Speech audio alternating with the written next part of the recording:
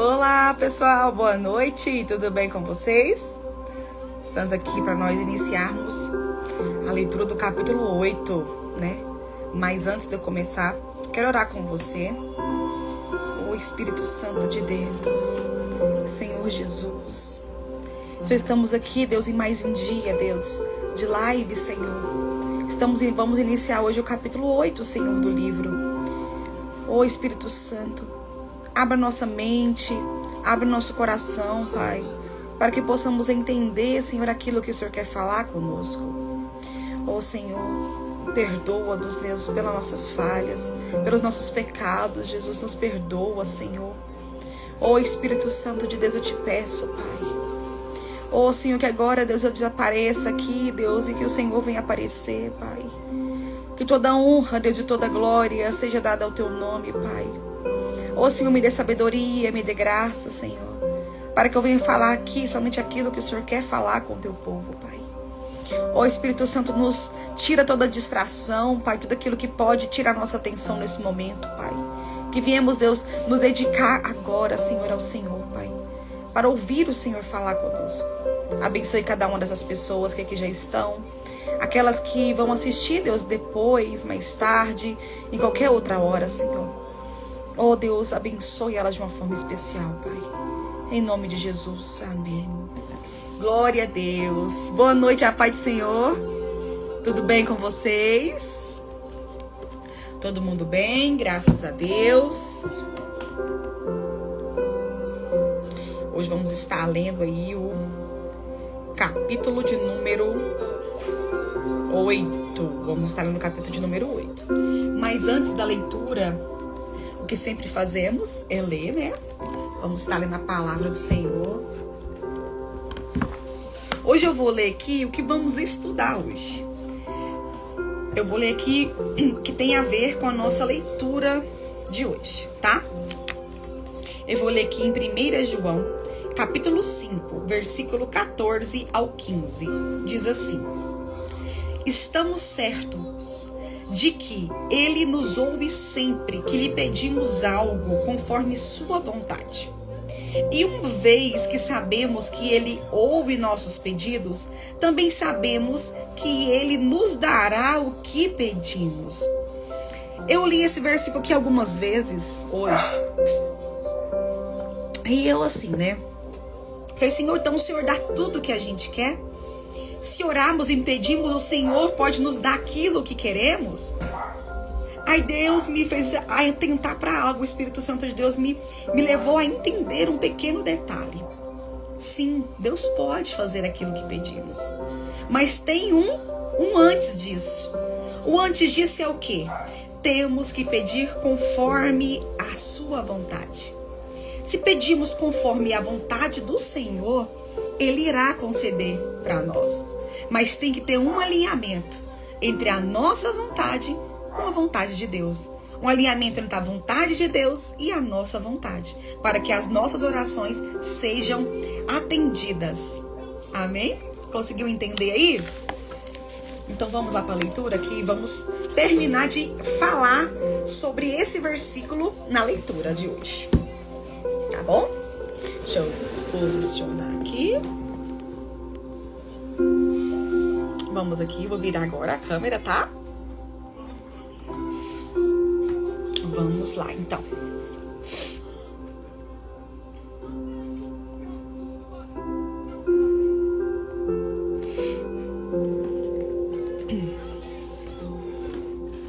Vamos lá. O capítulo 8. Propósitos do jejum. Quase em todos os lugares e em todos os tempos, o jejum sempre ocupou um lugar de grande importância, visto que ele se encontra estreitamente relacionado com um profundo senso religioso. Talvez isso explique a negligência do jejum no nosso tempo. Quando o significado de Deus diminui, o jejum desaparece. Edward Farrell. O jejum deve ter o que classifico de um propósito principal, que lhe é inerente, buscar a Deus, o que abrange adoração, oração e meditação bíblica. No entanto, também é possível detectar nas Escrituras propósitos secundários. Estes não devem ser vistos como divergentes do propósito principal, e sim como desdobramentos. A palavra registra pessoas buscando a Deus, propósito principal, com diferentes propósitos secundários, como consagração, arrependimento, além de outras finalidades distintas. Livramento, cura, proteção, intercessão pela restauração do povo. Richard Foster diz: assim que o propósito principal do jejum estiver bem estabelecido no coração, ficamos livres para compreender que também há propósitos secundários no jejum. Há que se distinguir ainda um propósito que me parece ser para os israelitas do Antigo Testamento, de ordem cultural. Trata-se do jejum por luto. Sabe-se que prantear, gemer e lamentar fazia parte dos ritos fúnebres da maioria das pessoas do Antigo Oriente Próximo. Jejuar, rasgar as vestes e deixar de usar roupas comuns era meio de expressar pesar.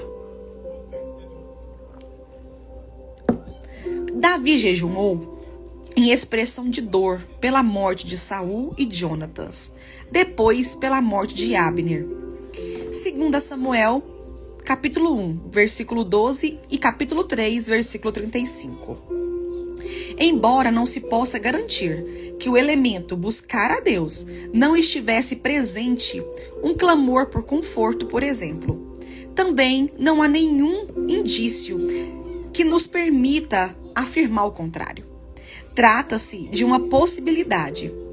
Como uma possibilidade não serve de argumento para a interpretação da doutrina bíblica, penso ser melhor não classificar esse tipo específico, jejum cultural, e relacionado ao luto, entre os jejuns espirituais que devemos praticar atualmente.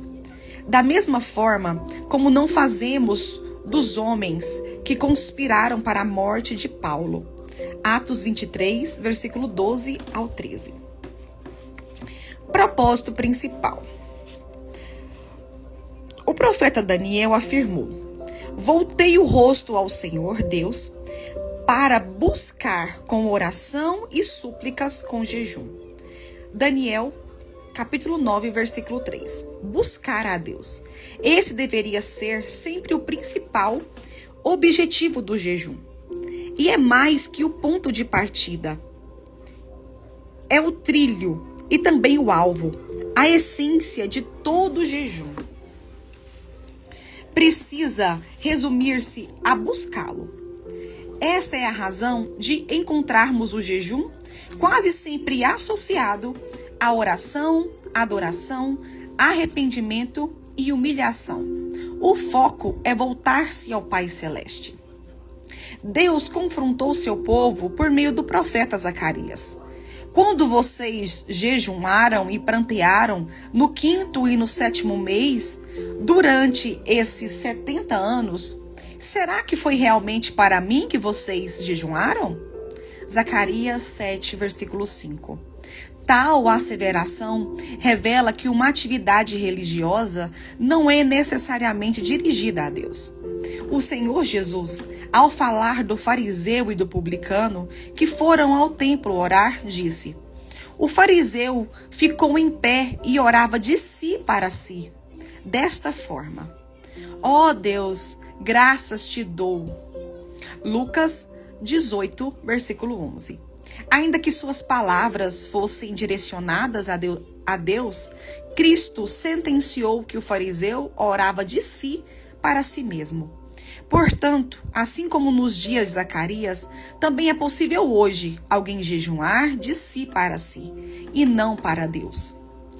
Muitos jejuam no mundo. Não se trata de exclusividade dos cristãos. Fazemos-nos pelos mais variados motivos: religiosos, ideológicos, de saúde. Qual a diferença entre o jejum bíblico e o deles? Ressalta-se que mesmo que muitos jejuem por motivos religiosos, boa parte dos que professam outras confissões religiosas não possui como propósito principal o voltar-se a Deus.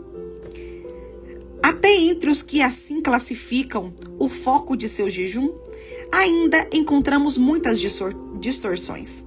Sendo assim, é fundamental destacar o propósito primário do jejum bíblico, baseado no qual nós devemos jejuar: buscar o Senhor. Ao refletir sobre a motivação do jejum, entenda-se que o foco deve ser o anseio por mais de Deus, mais de sua presença, mais de intimidade com Ele, mais de seus recursos para nosso crescimento e transformação.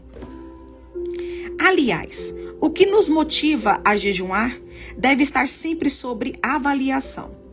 Certa ocasião, alguém me questionou: você jejuma para chamar a atenção de Deus? Respondi de pronto: claro que não. Eu jejuo porque Deus é quem chama a minha atenção. Foi de um profundo anseio por Ele. Enquanto eu escrevia meu livro Até que Nada Mais Importe, que firmei a decisão de fazer meu primeiro jejum de 40 dias, só com ingestão de água. Eu queria buscar e desfrutar mais intensamente da presença do Senhor. Decidi colocá-lo acima do mais básico instinto do ser humano, o apetite, e declarar, não apenas com palavras, a importância que ele tem para mim. Eu sabia igualmente da importância do jejum em relação às outras áreas de minha vida e meu ministério. Um tempo depois de jejuar, o Espírito Santo me fez entender com mais clareza qual foi a repercussão do tempo de consagração para aquelas áreas. De qualquer forma, classifico esse impacto como desdobramento, mas não com a razão do meu jejum. Maes Chávida, um ministro de Cristo que tem vivido intensamente tanto a cultura do jejum como as manifestações sobrenaturais decorrente dele, compartilhou. Certa vez estava participando de um jejum em grupo quando alguém que ouvira a respeito do jejum correu até mim e disse: pelo que você está jejuando? Confesso que fiquei irritado com a maneira com que a pergunta foi feita.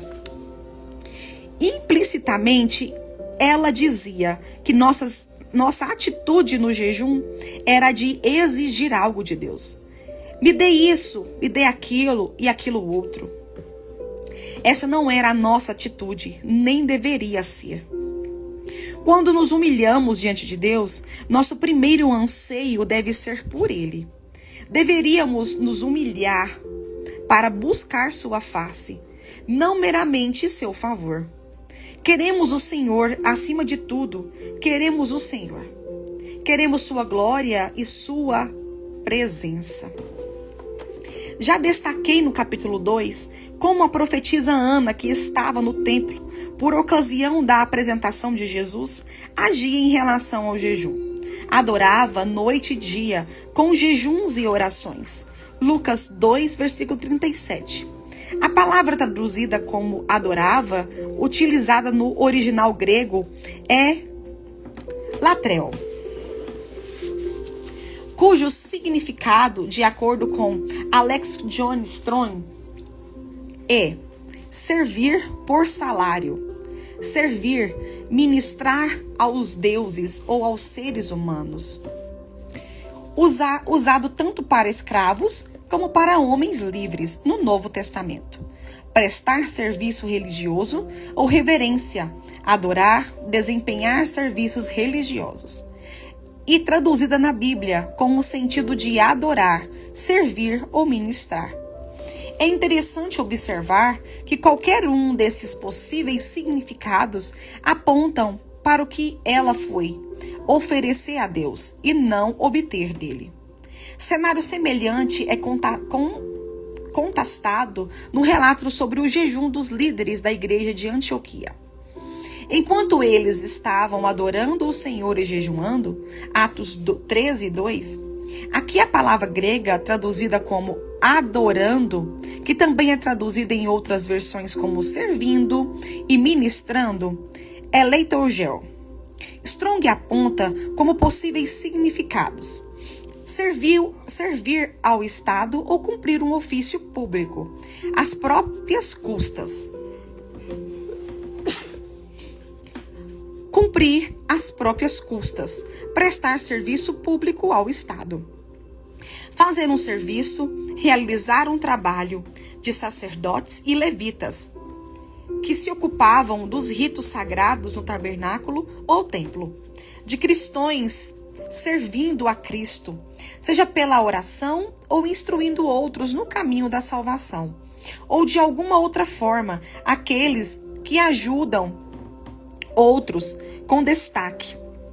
Independente da exatidão da tradução, o que os jejuadores foram oferecer a Deus e não obter dele.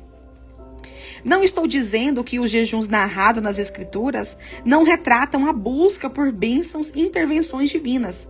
Como veremos, há abundância de registros sobre esse aspecto. Enfatizo apenas que devem ser vistos como propósitos secundários, não como o objetivo primário. Tome-se como exemplo a oração de nosso Senhor no Getsemane. Cristo orou para que Deus o livrasse da morte. Ele, Jesus, nos dias da sua carne, tendo oferecido com forte clamor e lágrimas, orações e súplicas a quem podia livrar da morte. Hebreus 5:7. A Bíblia, no entanto, desdobra dois momentos bem distintos de sua oração. No primeiro, ele ora: meu Pai, se é possível, que passe de mim esse cálice. No segundo, ele clama: contudo, não seja como eu quero, e sim como tu queres. Mateus 26, versículo 39. Esse acontecimento, mesmo não contendo menção a jejum, destaca o coração correto de quem teme a Deus deve manifestar quando ora ou associa jejum à oração. Qualquer resultado será aceitável, aquele que busca o Senhor e sua vontade. O mesmo, porém, não se pode dizer de alguém que apenas deseja a intervenção divina naquilo que ele próprio escolheu, com foco em sua própria vontade.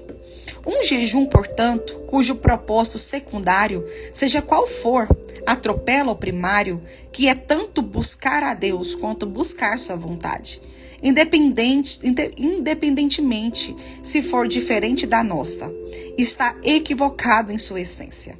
Trata-se de fazer a coisa certa, que é praticar o jejum do jeito errado, com a motivação imprópria. Resumindo, faço uso das palavras de Valnice Milhomens. Não jejuamos pelo simples fato de jejuar, mas para buscar a Deus. É essa busca por Ele não pode excluir o anseio por conhecê-lo. E, acima de tudo, aceitar qual é a sua vontade acima de nossos próprios anseios. Vontade de Deus. Consideramos dois relatos bíblicos, um jejum bem-sucedido e outro que não alcançou aquilo que buscava. Ele nos ajudarão a entender melhor o jejum. Em nenhuma hipótese, o jejum deve ser uma tentativa de coagir Deus. Não deve ser feito para impor nossa vontade, mas sim para que nós sujeitamos a vontade do Pai. Esdras jejuou e orou por uma viagem de mudança de cidade, clamando a proteção divina. Então ali, junto ao rio Ava, proclamei um jejum para nos humilharmos diante do nosso Deus. Para lhe pedimos uma boa viagem para nós, para os nossos filhos e para tudo que era nosso. Porque tive vergonha de pedir ao rei exército e cavaleiros para nos defenderem do inimigo no caminho. Porque já lhe havia dito: a mão do nosso Deus está sobre todos os que o buscam, para o bem deles. Mas a sua força e a sua ira são contra todos os que o abandonam. Assim nós jejuamos e pedimos isto ao nosso Deus, e ele nos atendeu. Esdras 8, versículo 21 ao 23. O resultado do jejum de Esdras é bíblico, é indiscutível, mas não significa que, a partir desse relato, possamos interpretar o jejum como uma forma de convencer Deus a dar-nos tudo aquilo que desejamos. O sacerdote estava envolvido em uma empreitada divina, e não em um plano propriamente seu. Era clara a sinalização divina de que os israelitas deveriam voltar a Jerusalém para restaurá-la, bem como havia reconhecimento de que aquela era a vontade do Senhor. Esdras 7, versículo 27 e 28. Entender isso muda completamente a perspectiva das coisas, fortalecendo o entendimento. Observe o que Tiago afirmou. Escutem agora, vocês que dizem: hoje ou amanhã iremos para a cidade tal, e lá passaremos um ano e faremos negócios e teremos lucros. Vocês não sabem o que acontecerá amanhã.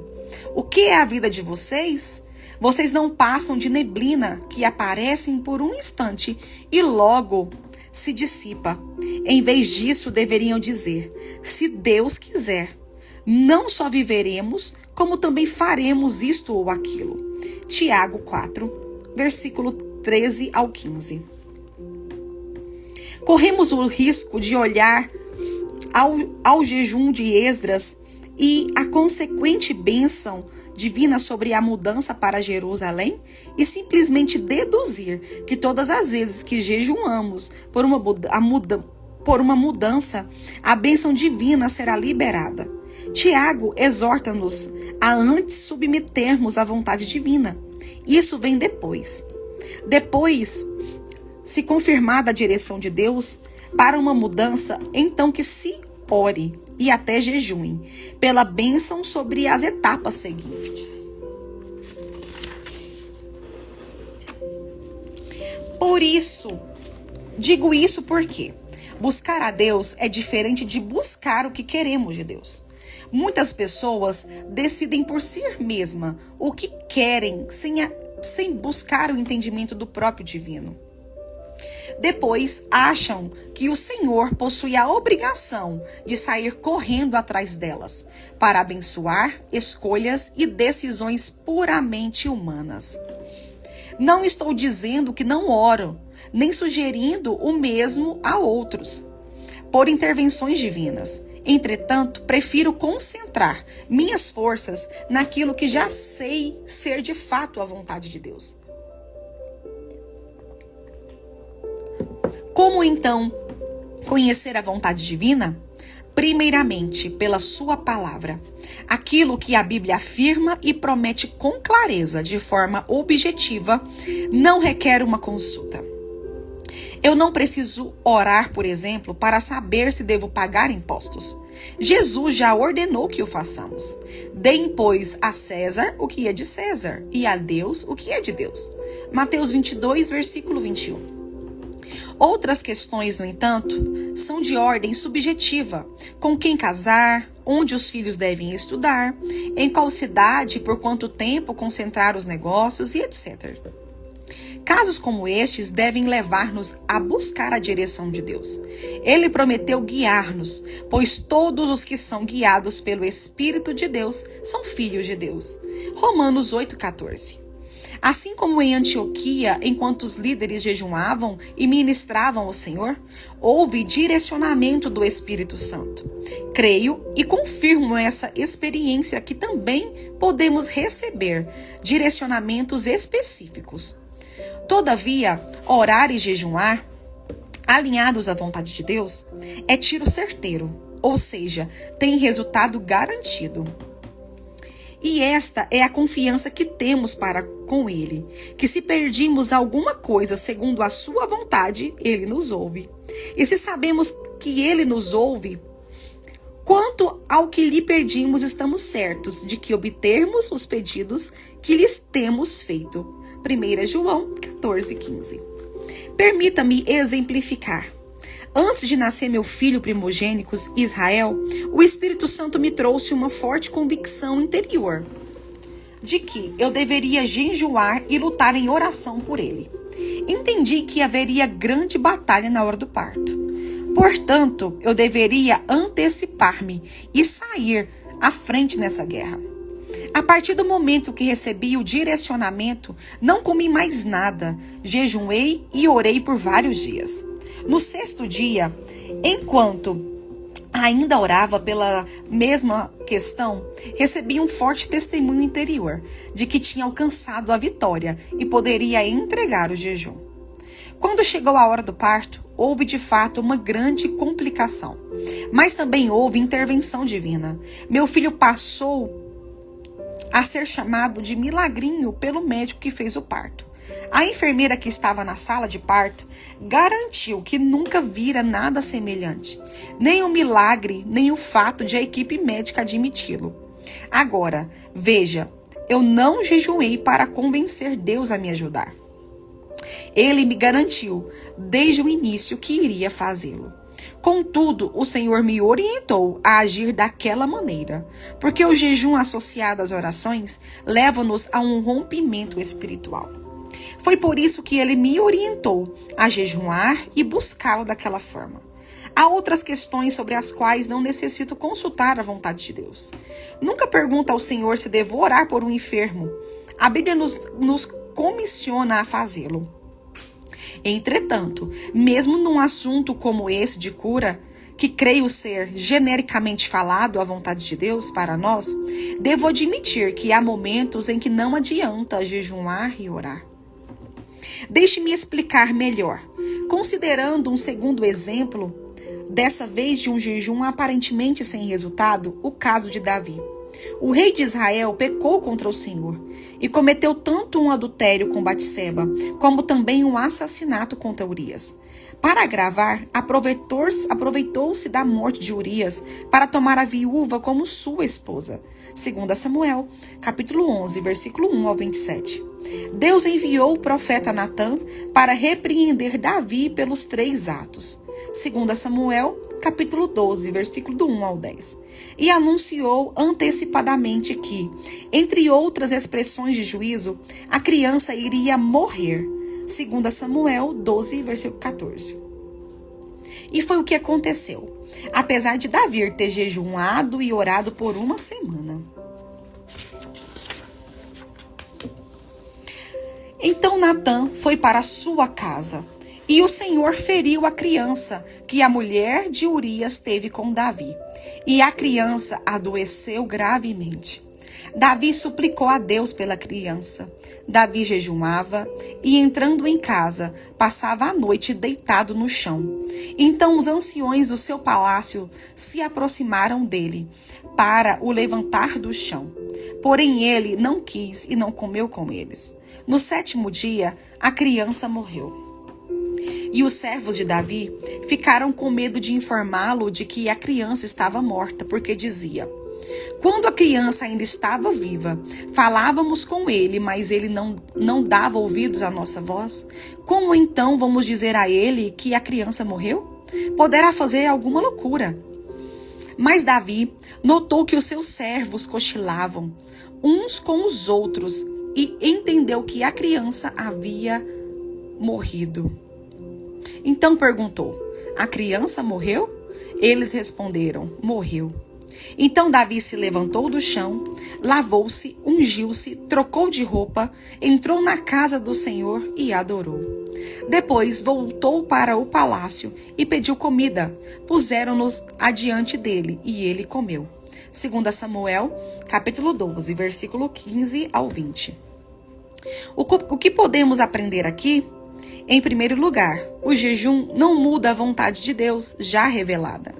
Embora, neste caso, tratava-se de uma consequência de pecado e não do que classificamos como o plano perfeito de Deus. Em segundo lugar, volto a destacar o conceito de que buscar a Deus é diferente de apenas buscar o que queremos que Ele faça. Tem a ver com ansiar por sua vontade em todas as áreas de nossa vida. O jejum de Davi não foi inútil, apesar de não ter alcançado aquilo que buscava, ajudou-o seguramente no processo de arrependimento e sujeição ao Altíssimo. Basta ler o Salmos 51, que expressa seu arrependimento pelo pecado cometido naquela ocasião. Sua atitude de ir à casa do Senhor e adorá-lo, logo depois de saber da morte da criança, é digna de nota. Revela o que Davi entendeu, prevalecer a vontade divina. A adoração após a morte do filho foi uma declaração de Davi de que havia decidido sujeitar-se à vontade divina, naquele momento diferente da sua. Em outras palavras, sem negar que possa levar-nos a uma dimensão maior do sobrenatural e do mover de Deus. O jejum não é, em absoluto, uma garantia de que alguém vai conseguir tudo o que intencionar. Sempre afirmo que há uma realidade acerca da oração, que também creio aplicar-se ao jejum.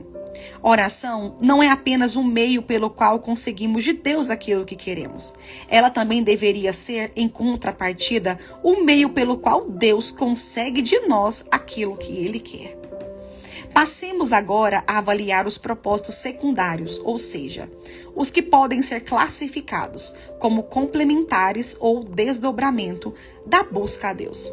Vamos ao novo tópico, já tendo entendido no contexto do jejum, tanto a existência de um propósito primário e superior, quanto a importância de buscar, reconhecer e aceitar a vontade de Deus acima da nossa.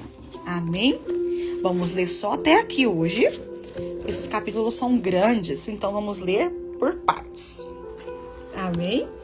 Vamos só conversar um pouquinho aqui sobre o que a gente leu. Eu acho bom a gente ir voltando nos tópicos. Eu acho que frisa melhor a nossa mente. Não sei se vocês concordam comigo. Mas eu acho que quando a gente vai voltando e entendendo, eu acho melhor. Vocês gostam assim? Quando a gente vai voltando e falando um pouco sobre o que a gente leu. Vamos lá. Então, nesse capítulo, nós vamos falar sobre os propósitos do jejum, né? O propósito principal do jejum é o quê? Buscar a Deus. Esse deveria ser sempre o principal objetivo do jejum. A essência de todo jejum precisa resumir-se a buscá-lo. Essa é a razão de encontrarmos o jejum quase sempre associado à oração, adoração, arrependimento e humilhação. O foco é voltar-se ao Pai Celeste. O foco é voltar-se a Deus. Deus confrontou seu povo por meio do profeta Zacarias. Quando vocês jejuaram e prantearam no 5º e no 7º mês durante estes 7 anos, será que foi realmente para mim que vocês jejuaram? Tal asseveração revela que uma atividade religiosa não é necessariamente dirigida a Deus. Nem todo jejum ele é feito para Deus. Nem todo jejum é feito com uma intenção correta. Aqui fala também, ainda que suas palavras fossem direcionadas a Deus, Cristo sentenciou que o fariseu orava de si para si mesmo. Aqui ele está falando de Lucas, capítulo 18, versículo 11, do fariseu, tá? Portanto, assim como nos dias de Zacarias, também é possível hoje alguém jejuar de si para si. e não para Deus. Muitos hoje em dia jejuam só para se dizer que ele é mais crente do que os outros, por puro religiosidade. Muitos jejuam por religiosidade. E vocês sabiam que religiosidade é um demônio? Pecado. E religiosidade é um pecado. Quando você é muito religioso, você está pecando. Porque Cristo não era religioso, né? Então, hoje em dia, muitos jejuns são feitos dessa intenção. Muitas religiões jejuam, tem o ato de jejuar. Só que muitas também jejuam da maneira errada e para o jeito errado. Tudo errado. Não jejuma para Deus. Jejuma para si mesmo, para mostrar para os outros que estão jejuando. Ao refletir sobre a motivação do jejum, entenda-se que o foco deve ser o anseio por mais de Deus. Mais de sua presença, mais de intimidade com Ele, mais de seus recursos para o nosso crescimento e transformação.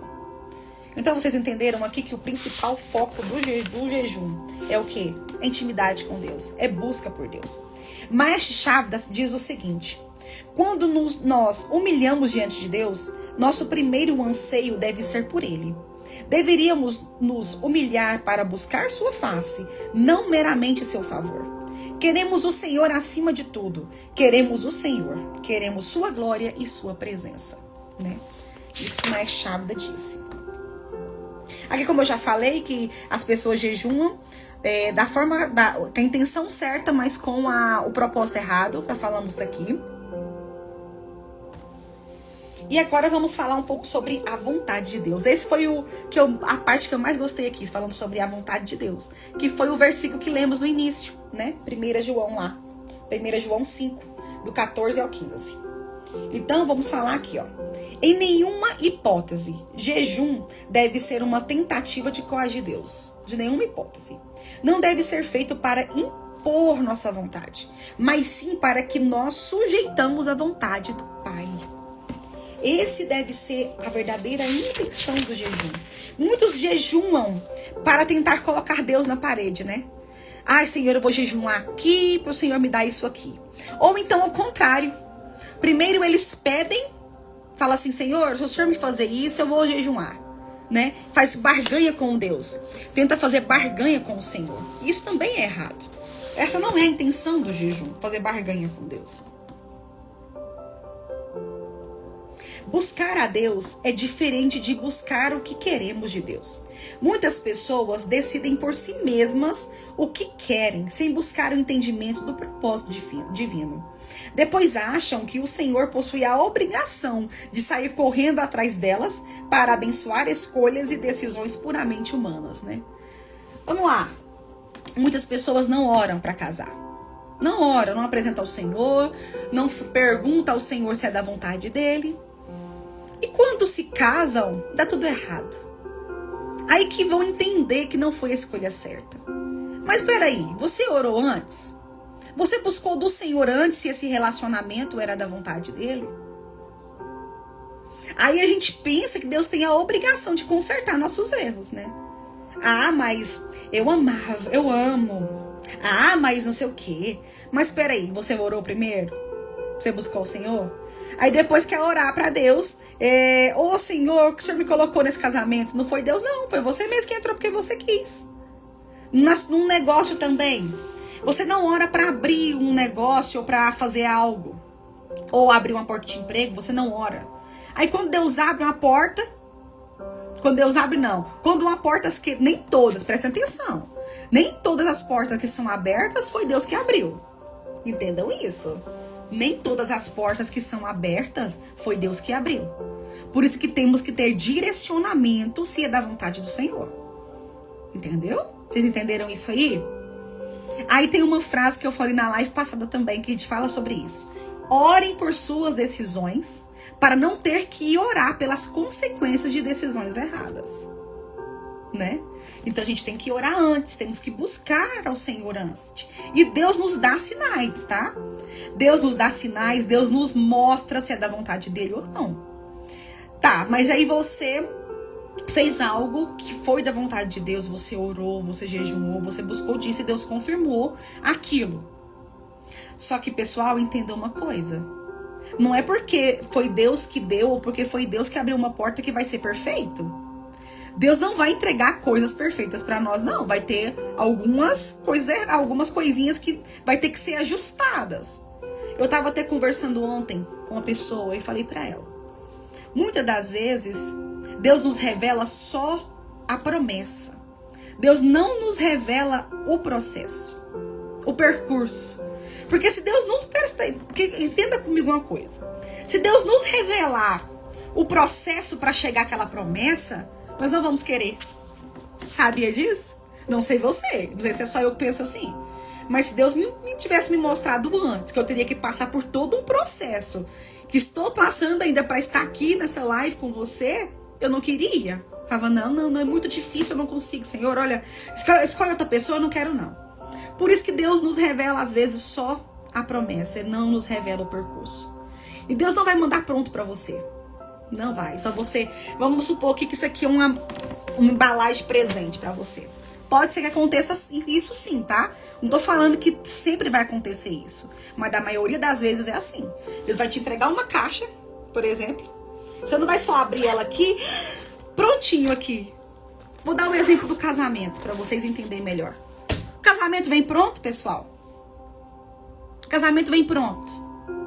Você já casou, já deu certo com seu esposo certinho, vocês não tiveram nenhum atrito, nenhum ajuste, não. Tudo perfeito. Não, casamento é uma construção. Casamento é degrau por degrau. É como se fosse um prédio. Você começa a construir devagarzinho, devagarzinho. Assim é também as promessas do Senhor. Quando Deus revelou a José nos sonhos que ele seria governador, que ele teria poder, Deus mostrou para ele e já colocou ele lá, pegou ele aqui, já jogou no Egito e já fez dele governador? Foi assim? Foi não. Ele teve que ser vendido, ele teve que ser humilhado, ele teve que cair numa cova, num buraco. Teve que passar por todo um processo. Teve que ser acusado. Teve que ser preso. E só depois de um tempo que a promessa do Senhor cumpriu. Que ele se tornou governador do Egito. Então, meu querido, se tá difícil pra você, fica tranquilo, é assim mesmo. É o que eu posso te dizer. Tá no caminho certo. Tá errado, tá dando errado às vezes? É assim mesmo. Dá errado mesmo às vezes mesmo. Mas o final é maravilhoso. O final é maravilhoso, é extraordinário. Até desviei um pouquinho aqui do nosso assunto, né? Mas, igual eu falei pra vocês, aqui é o Senhor que direciona, aqui é o Senhor que manda falar. Essa live aqui não é minha, é do Senhor. Então vamos pra frente, né? E também aqui falamos também... Outras questões, no entanto, são de ordem subjetiva. Aqui com quem casar, onde os filhos devem estudar, em qual cidade, por quanto tempo, concentrar os negócios que eu acabei de falar. Isso aqui. Como esses casos como estes devem levar-nos a buscar a direção de Deus.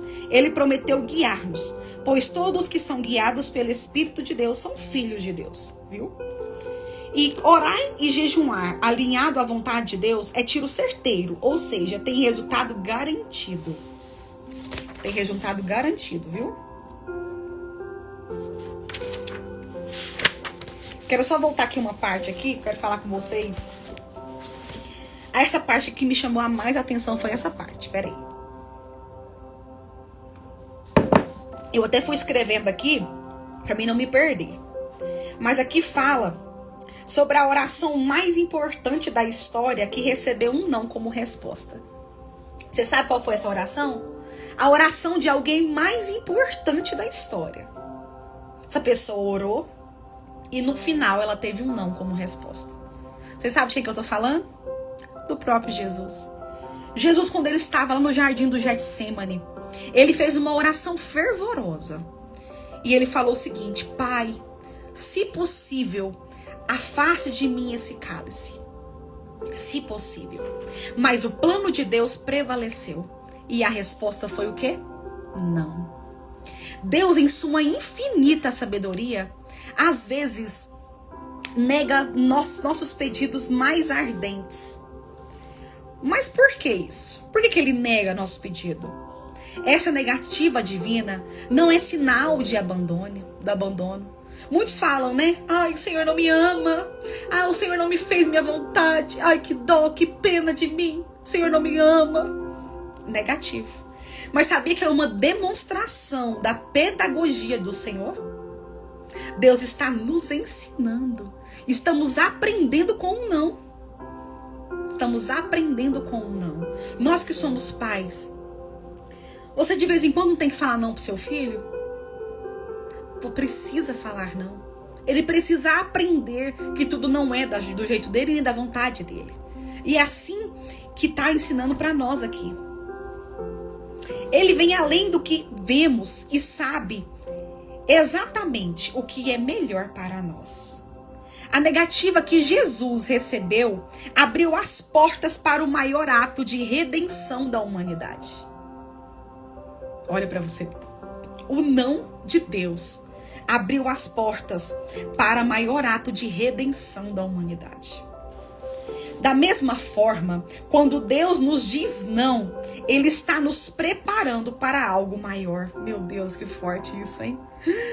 Então, quando Deus fala não para nós, pode ter certeza que algo maior do que aquilo que você pediu está sendo construído. Nossa, que lindo, né? Ele está nos fortalecendo, nos ensinando a confiar plenamente nele. Plenamente nele. É difícil aceitar um não, quando na verdade nosso coração quer um sim. Aí vou abrir um parêntese nessa parte aqui, para me explicar algo para você que também que está no livro. Aqui ele falou para nós orarmos pelos enfermos, né? Mas tem um detalhe aí. Nem sempre a nossa vontade vai se cumprir. Quantas vezes já oramos por pessoas e elas foram curadas? Sim, lógico. Fazem campanha de oração pelas pessoas e elas são curadas. Mas muitas vezes essas pessoas não são curadas. Mas muitas vezes Deus decide, pela sua bondade também, retirar essa pessoa. Aí que vem o nosso sentimento de que Deus não me ama. Por que Deus fez isso comigo? Por que Deus retirou de mim alguém que eu amava tanto? Porque Deus é bom. Em tudo Deus tem um propósito. Nós não conseguimos entender agora os propósitos do Senhor. Mas lá na frente, nós vamos entender o porquê Deus falou não para nossos pedidos. Então continua orando.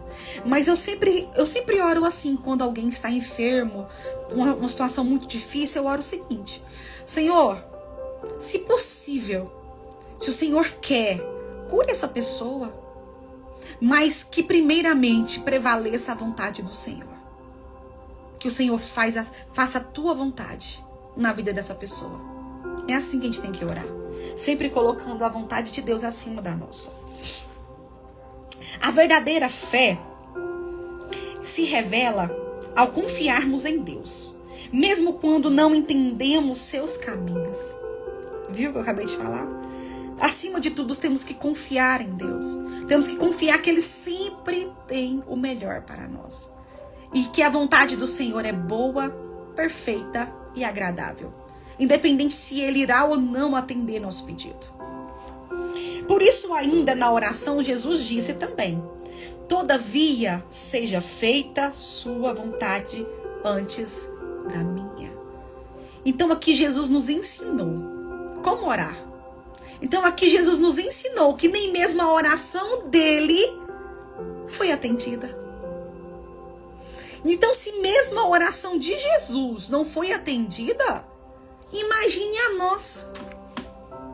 Você acha que tudo que pedimos o Senhor vai dar? Não vai, meu querido. Não vai. A não ser por um detalhe, como lemos ali. Se a vontade do Senhor for alinhada à nossa, aí sim a oração é respondida e é atendida. E eu pergunto para você hoje: você conseguiria dizer isso hoje para o Senhor? Senhor, que seja feita a tua vontade. No momento que você está vivendo hoje, na situação que você está passando hoje, você consegue dizer isso para o Senhor hoje? Senhor, que seja feita a tua vontade. Geralmente, muitas das vezes, quando estamos numa situação, igual eu falei, de pessoas que estão doentes, né? Que está passando por uma dificuldade nesse sentido de doença em casa, é difícil você orar assim. Senhor, que seja feita a tua vontade. Eu conheço pessoas que orou assim. Eu conheço. Conheço pessoas que orou assim. Senhor, seja feita a tua vontade. Num leito de hospital, que o médico já tinha desenganado. Falou assim, não tem mais solução para essa pessoa, ela não vai viver, ela vai morrer. E a pessoa teve vamos falar assim, teve a consciência de orar assim, Senhor, seja feita a tua vontade. Se o Senhor fizer, o Senhor é Deus. Se o Senhor não fizer, o Senhor continua sendo Deus. Sabe o que aconteceu? Hoje, essa pessoa conta seu testemunho aonde ela vai. Do que o Deus fez na vida dela. A história dela passou até em televisão. Ela chama Priscila. Até então, agorinha, eu estou indo numa vigília que ela vai estar com o esposo dela.